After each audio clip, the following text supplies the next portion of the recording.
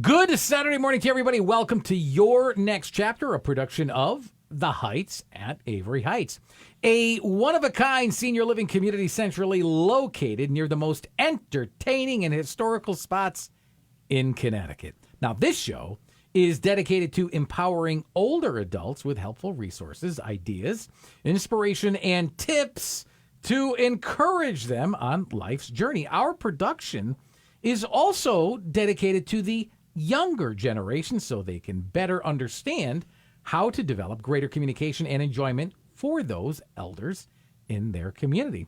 Your Next Chapter is hosted by me, yours truly, Gary Byron, and Avery Heights Senior Living Specialist, Siobhan Cefarelli. Siobhan, good morning. Good morning. It's great to see you. It's great to be here.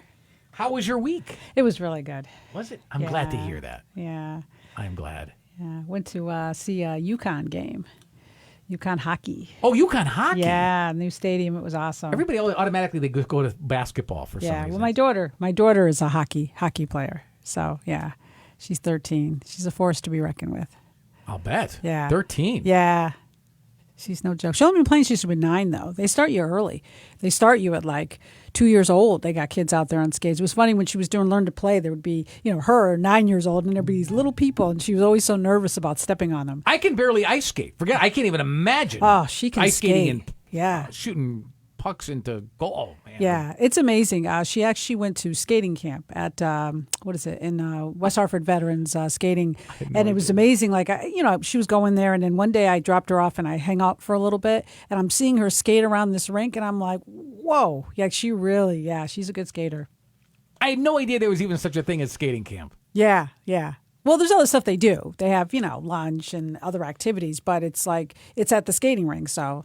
And then they went across the street to the pool, to Cornerstone, to the pool. Does she have a favorite hockey team? She likes the Bruins.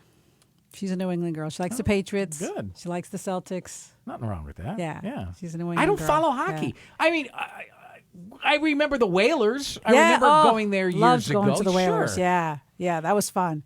You want to know? I'll be very candid with you, completely honest when it comes to hockey. All right, so I can't watch it on television. I can't get into it. However, live. Live sports is the way. You got to peel me away. Yeah, live sports to me. There's certain things. I think years ago I took my mother to the Pilot Pen. That was years ago. I don't even know what it's called now. Yeah, I covered that. I don't think they have it. They don't even have the New Haven Tennis Center anymore. Oh, wow. They built on it. I took her there, and I remember I would take her, and then I started taking her every year. And I wasn't a big tennis person, but live. I actually took her to New York what's the tournament? I don't even know the tournament. It's the New York Open. New York Open, yes, or the U.S. Open. No, U.S. Open. U.S. Open. Yeah. The U.S. Open. I took her there, and and I loved it. That place is really cool. Who was McEnroe was in the booth, and we actually walked by like we were such idiots and waved, and I have a quick memory on. I covered the Pilot Pen for 2 years. Yeah. And for television. Yep. And I interviewed Monica Seles. Yeah, I remember those names. And Lindsay Davenport. Yeah. And I met Gene Wilder. Really? The actor. Wow. Yes. Yeah. He was funny. And his wife, Gilda Radner. Gilda Radner. She was hysterical. I know. Yeah. I know. Rosanna Dana. Right. From the old Saturday. The We're so original Saturday old. We're so. Oh, but come on. That's when they were the funniest. But the movies that is when they were the funniest. Oh, and when Chevy Chase, even the next generation, Eddie Murphy, Joe Piscopo. Yeah, that next generation. I mean, not that it's not funny now. I know, but remember Silver Streak, the movie? Yes, or Stir Crazy with Richard Pryor. Richard Pryor, yes, he was funny too. Oh my God, those two together. Yes. I mean, you sit there, and I asked him a couple of questions when it came. He looked at me like, how do you remember? I mean, he's long since passed away, too. But this tells you, this is in the early 2000s that I... So many people passed away at the end of 2022. It was sad, right? I know, right? Yeah. It was like... Barbara Walters. Was that? No, that was... No, that was earlier this year. This year, yeah. That was just like a week ago. That's so sad. Weeks ago. It makes you feel old when people that you grew up with are passing away. Oh, my goodness. Just when you thought it was... I remember it being December 30th. And, it's like, all right, look, that's...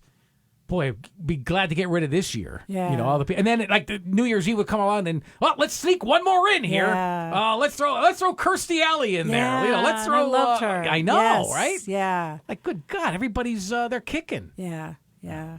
But it's people, they're older. But it's weird because we grew up with them. Well, you know what it is? We watch the reruns, and they don't age. We Right, have, right. but they stay the age that they were yeah, when they recorded. all the Golden Girls are gone. Yeah.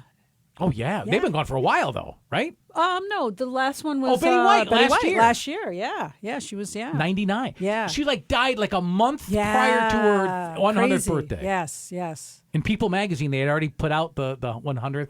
Remember that when they released it? Yeah. As if she was had lived to the 100. Oh, that's She was great. She was funny. Oh my goodness, yeah. She was in that movie, The Proposal, with Sandra Bullock.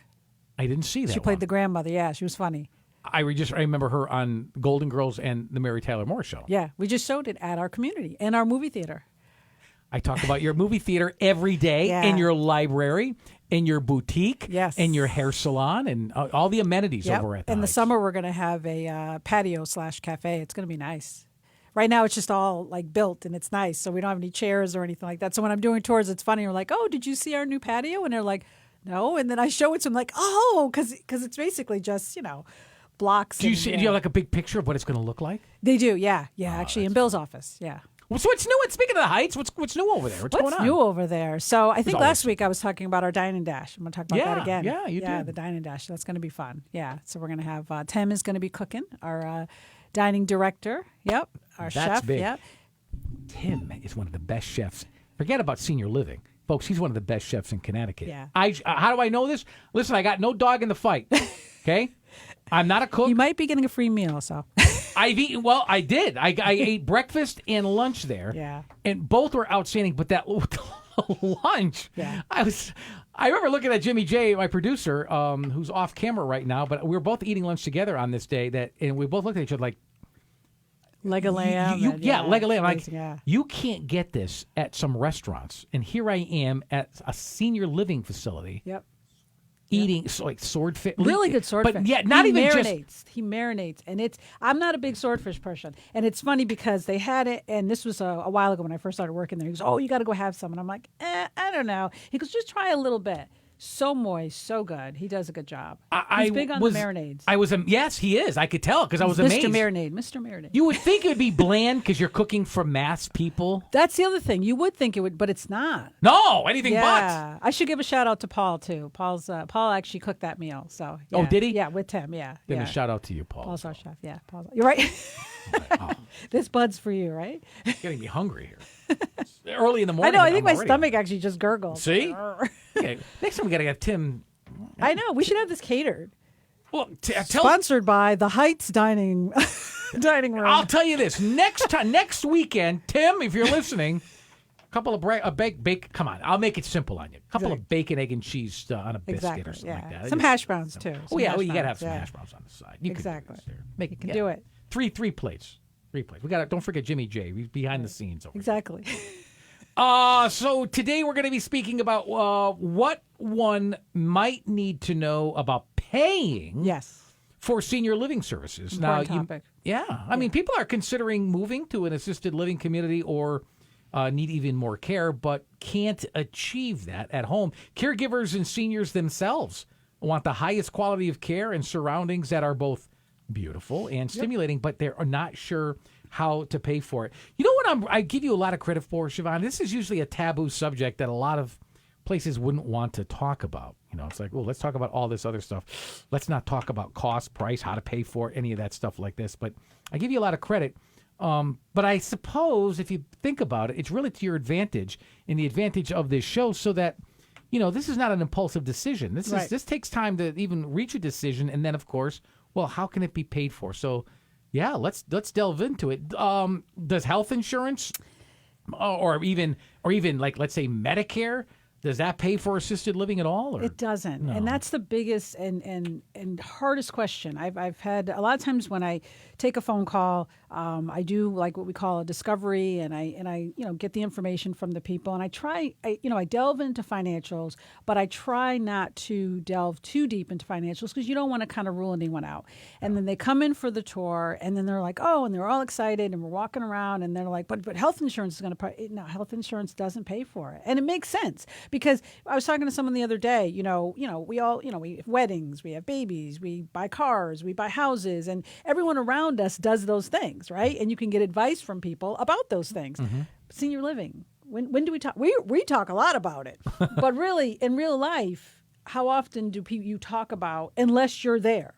People don't talk about that till you're there. Like, I could talk to you about my grandkids and this and that and, the best toys to get and all that stuff. I'll talk about all, and then you'll remember. You'll be at the store. Oh, right, Saban mentioned the Fisher Price, blah, blah, blah, right? We never talk about senior living. We never talk about senior living in regular conversation unless you're there. So how do we change that narrative? How do we change it to be more conversational? Yeah, I think it just needs to be more planning. I think that so many of us are out there, and I know the last story we had, we talked a lot about planning. I think so many of us are out there, and we just don't know. How I got into this industry is because I became the conservator for my mom.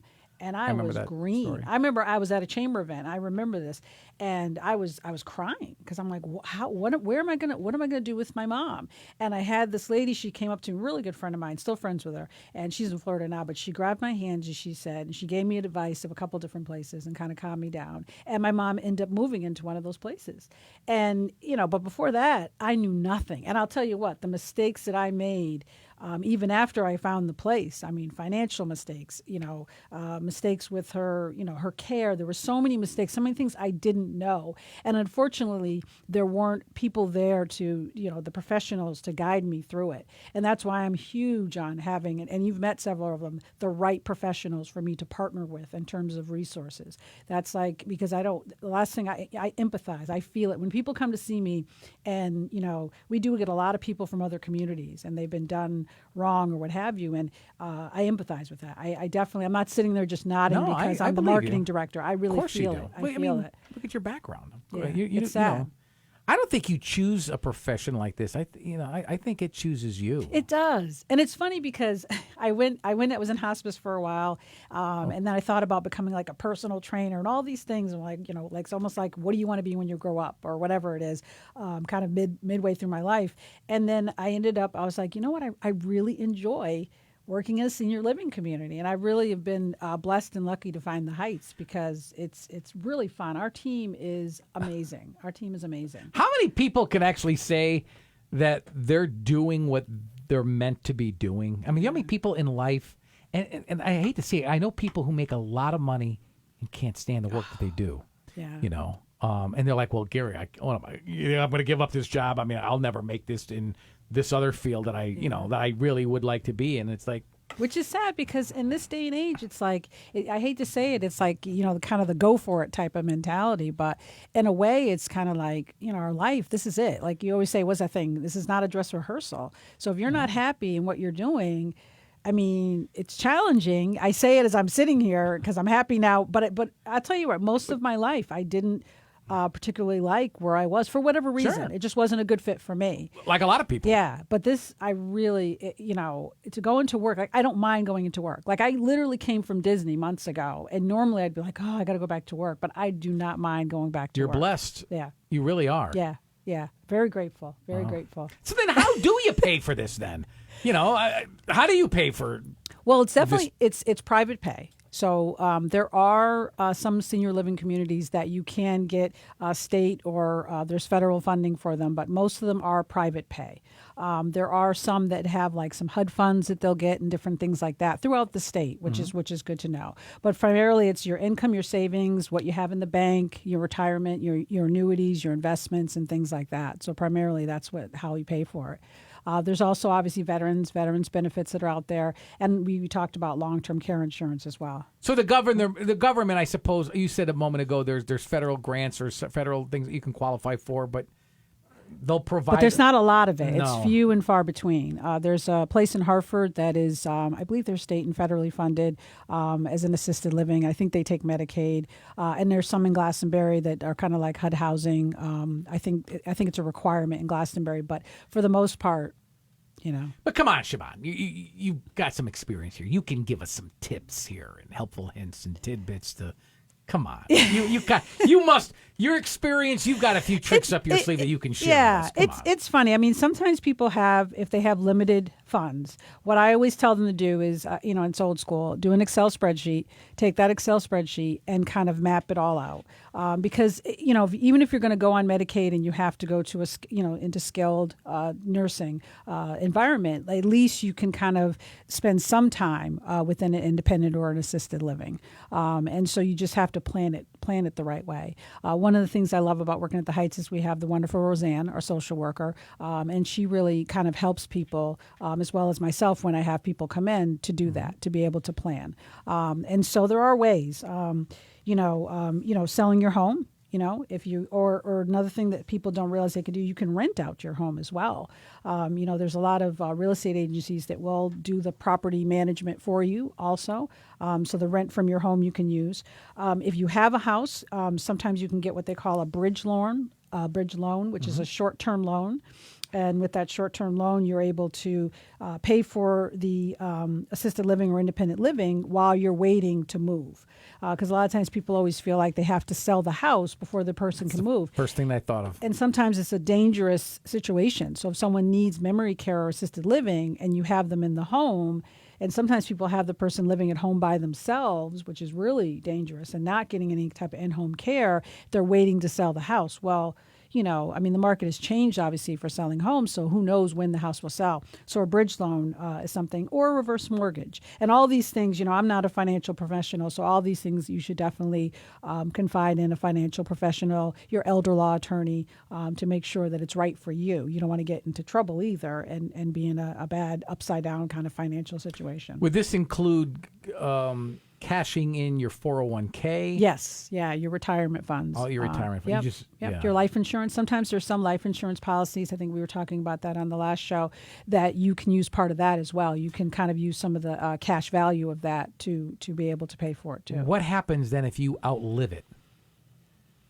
Yeah. Everything is cashed in and all of a sudden, are you out on the street? Well, there's a couple things. So if you're a veteran, good news. There's a veterans benefit. It's called the Aids and Attendance Benefit. It's kind of, sometimes people call it the Veterans Retirement Benefit, and that is for assisted living. So you have to have a certain amount of what they call activities of daily living. Okay. So like showering or need someone to help you cook or clean or something to that effect. And you can, the actual veteran, I think it's almost like a little over $3,000. Now it's up to that. So based on your assets and income, it depends on what you can get. And that can kick in early too. So you don't necessarily have to get that when you're out of money. It can kick in early and kind of spread those dollars a little bit. So that's something for veterans that's good, and surviving spouse as well. So that's something can kick in, which is helpful. Oh, boy. And your expenses. You have to really look at your expenses. You really have to look at them. You really have to pay attention to, a lot of times people are spending money on things like, I hate to say it, but like, magazines or, who knows, things, maybe you're overpaying for your prescriptions. I know for my mom, she was paying like a huge amount of money. She wasn't using her insurance. And in addition to that, there's actual programs in Connecticut that can help you pay for your prescriptions. So there are different things. So you got to reach out to professionals. You got to, reach out to, again, like an elder law attorney, financial planner. If you're a veteran, the VSO, the local VSO, every town has a VSO, a Veteran Services Officer. Reach out to them or just reach out to us. I mean, I don't have a problem, if you never move in, I don't have a problem if you give me a call. I walk through people through stuff all the time because I truly, with this job, like, again, the experience I had with my mom really affected me on so many levels. So I love passing on information to help people to figure this all out, to figure out the landscape. And keep in mind, you're not going to have the grocery bill anymore. You're not going to have to pay, right? Exactly. Yes. That's why you do that spreadsheet. So you look at your Eversource bill. Exactly. Or it's all covered. Yep. So, I mean, unless you need money in your pocket. And make sure you get rid of those things. A lot of times people don't cancel their auto insurance. They don't cancel their home insurance. And these things are lingering out there and on auto pay and not coming out. So that's really important. Folks, you are listening to Your Next Chapter, a production of The Heights at Avery Heights, a one-of-a-kind senior living community centrally located near the most exciting spots in Connecticut. It's actually on the border of Newington, West Hartford, and Hartford, along with Siobhan Cefarelli. I'm Gary Byron. How can seniors, I don't know, kind of formulate a game plan? Yeah. Ahead of time for these finances, in order to pay for these assisted living. You kind of touched on it a moment ago. I caught some of that. But can somebody truly at the age of 65, let's say they retire, can they just start socking money away? Do they add a clause or an addendum or something on their or an option on their insurance where from here on in I want to purchase a memory care rider on your insurance? I think all these options. I think you can do stuff like that. Like, I think that the main thing is just like anything else. Like, again, I used to work in hospice, so we always told people to come up with a plan. There's the 5 Wishes booklet that you can do to come up with a plan. Mm-hmm. The same thing with life. I think a lot of times what happens, and not so much for our generation, but I think that the past generations, their retirement plan or growing old plan was to stay at their home, and they never really thought about, well, what if I get sick? Well, what if because basically what they always saw is probably their loved one going to like a nursing home. So they didn't realize that there's like this in between world that's available. So I think that, really sitting down and saying the what ifs, and there's a lot of resources online. AARP is a great resource to kind of help you come up with a plan and come up with what if. What if I have to go to an assisted living? What if I, have to have like 1 floor living and have to go to an independent living community? What if I have to go to memory care? And then, bring in the professionals. I think it's important to not be afraid to ask for help. The other one I was going to say too before is like your family. I contributed to my mother's, care. And I'm not saying all people, and I always tell people, I said, I'm saying this to you because I did it. And so a lot of times the older adult, oh no, I don't want you to do that. And I'm not saying, if you're struggling, you should be contributing to your parents' care. But if you're not and you're doing okay, you know what I mean? $1,000 a month, $500 a month can go a long way in helping out your loved one. It's not necessarily someone's responsibility. It's just a nice thing to do. But the older adult, they've got to be willing to take it too. And a lot of times it's not the kids that aren't willing. It's the older adult that's like, no, I don't want you to do that. Since you are a continuum of care facility, I'm just trying to think, at what point do you typically have somebody move in? Is it early on, or is it when family members notice Mom is starting to lose her memory? Yeah. Or do they even wait further, and it's no longer Mom or Dad starting to lose their memory? They have lost their memory. I mean, so are they moving in more early on? When they're still driving, they're still out late at night. Maybe they don't come home at all that night. And they're basically, it's a country club for them. Or so that's that phase, or is it they're starting to lose some of their memory, or the third one, they've already... It's really all of it. Really? My ideal is early. And the reason why I say early, especially if you know down the line assisted living's in the future. So if you have an underlying condition like dementia or Alzheimer's or Parkinson's, and it's better to move in early. Why? Because at least you get to enjoy the community, before you need assisted living, and you get to make friends and you get to know it better. Because when you move someone in, when they're, for lack of better words, like compromised or needing services, it's harder because now you're not at your full capacity. And so you can have fun and enjoy the community and get to know it. And those are the people that I see do well. The people that have been, like, we have people that have been in our community for like 16 years, 20 years, for a long time. They started off in our cottages, and then they've moved through the continuum.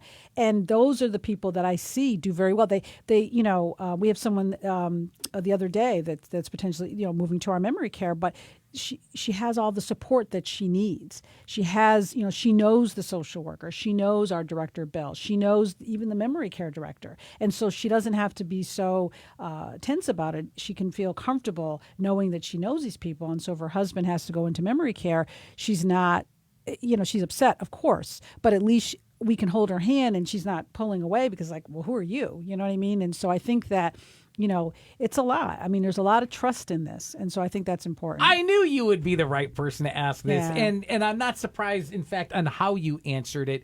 And you know what? You even brought something up that, as I'm listening to you, it does make more sense the earlier you come in. Yes. Particularly when it comes in for memory care, because just like, at your home, you know the lay of the land. Right. In other words, it could be 3:00 in the morning and you got to pee. And no, I'm not even trying to be funny, but you don't have to turn a light on, right? I could go from my bedroom to the bathroom without putting one light on, disturbing anybody, waking anybody up, the whole 9 yards, go there and come back. Why? Because I know from living there. Exactly. I know how to get to my bedroom. So how to navigate. I want it like now let's take that premise and transition it over to senior living. You're now in a whole new room, cottage, apartment. Yep. Your bedroom is not that distance, and it's not down the hall to the right. It's now, but see, it takes your cognitive skills. Exactly. You compute that to memory so that perhaps, I'm hoping you don't need memory care, but should you, you've already, imported that into memory. Yep. Does that make any sense? And you make friends and stuff too. You know what I mean? That's which the is bonus. Nice. Yeah. That's the bonus. I mean, there's some people that are like buddies. Like, and it's so neat to see them walking their dogs or, looking out for each other. It's really nice. Yeah. Oh, that's the icing on the cake. Yeah, though. exactly. Without a doubt. I know we've run out of time here. Oh my goodness, Siobhan, this always happens when we get together. I know. There's other stuff too, but we'll talk about that next time. I'll give you. You got 30 seconds. 30 seconds. So consider a roommate. There's a companion living, which is awesome. A la carte services. So if you're assisted living, ask them about a la carte because you might not need a whole big package. So a lot of times, don't jump to a package. Ask for that, and ask about move-in incentives when you go into assisted living. Ask about specials. Negotiate. Don't be afraid to negotiate. And also ask about, This is negotiable? Yeah, you can negotiate, of course. If you're being sincere, if you really need the help, you can always sit there and negotiate. There's always a place to negotiate. I'm glad I gave you the extra 30 seconds because I think a lot we none of us knew that. I always tell people to negotiate. All right, folks. People might not like me for it. Well, no, but this is why we like it. This is why this show is why this show is important. Yeah. Folks, you've been listening to the latest edition of Your Next Chapter Senior Living with Siobhan Cefarelli. The Heights Senior Living Specialist. Avery Heights is a beautiful senior living community nestled within 43 acres of nature right in the heart of the junction between West Hartford, Newington, and Hartford. And when you come to live in the Heights, you not only get a great community of friends, but also you're right in the heart of Hartford, right with the arts, culture. The Heights is just a few miles away from Bushnell Theater, Infinity Hall, Mark Twain House, Wadsworth, and the destination shopping areas of West Hartford, such as Blueback Square, LaSalle Road. Even the West Farms Mall is just down the road on New Britain Avenue, right? World-class restaurants. For more information about Avery Heights, give them a call, 860-953-1201. You know what I love about it is that there's no pressure. They don't whip contracts under your nose. In fact, it's the furthest thing from their mind. They just want to give you a tour. They know it's a process. It takes time. Call this number. I'm going to say it again slowly. Write it down. Call them like Monday. 860-953-1201 or online at averyheights.org. For Siobhan Cefarelli, I'm Gary Byron. Thank you so much for listening to listen, this is so important. It's so important that you understand that you do have options when it comes to, paying for all of this. And if you like this show and all others like it, right? All they got to do is head online. You have a podcast. Averyheights.org. Averyheights.org. Yep. All right. Have a good one, everybody. So long.